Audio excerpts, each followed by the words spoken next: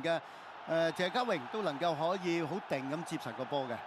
嘉榮呢場波就取代啦，因為十字韌帶受傷關係，需要長頭嘅 captain 門將就葉鴻輝嘅。另一次機會見到就艾華頓一個長傳送到埋遠處啦。鐘樂安就似乎有少俾人掹掹地嘅嚇，之後就周元德嘅咬射都係省中人。呢個波我都覺得咧，周元德咧係俾對方咧就掹住件衫啊，咁樣亦都失咗重心。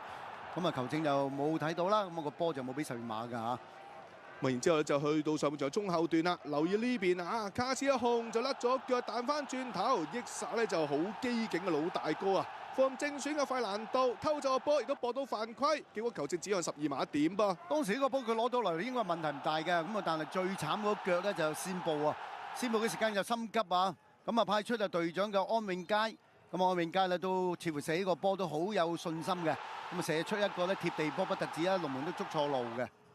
亦都係計咧，就上個月啦嘛，泰皇杯對住伊拉克嘅時候啦，再次操刀12碼成功得手，36分鐘主場之利嘅香港隊係領先1-0啊嚇，相當開心啊！叫呢邊咧就安永佳啊，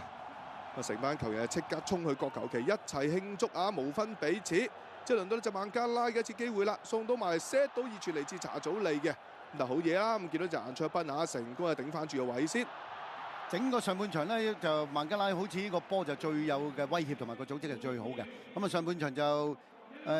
中國香港就領先1球嘅。咁啊嚟到下半場咧就孟加拉就開始踢下就有啲改變嘅，因為啲波咧係長傳斜傳嗰啲波咧係事實話打得好過上半場㗎孟加拉。今次呢個場波就嚟自隊長巴文嘅，為俾右閘斜插冚到上嚟嘅烏甸。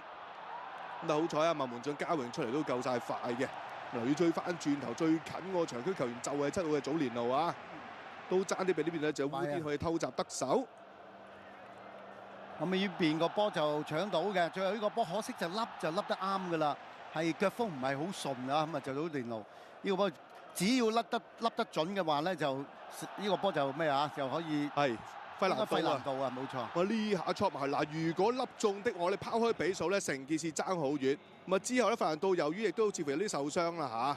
嚇，咁所以到咧就退下火線啦，換入咗上場連中3元嘅功臣啊，大紅人就李小恒噃。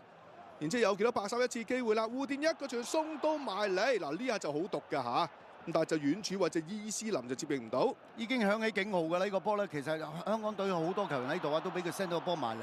最後呢個波其實佢係掂到㗎，不過就撻咗 Q 咁解啫嘛。咁球亦都見到咧，就係呢邊啦，門將謝家榮一下大腳送到埋嚟啦，一壓之下嗱，留意呢下啦，周元德嘅防守啦，球證認為佢又踩中咗23號嘅蘇美，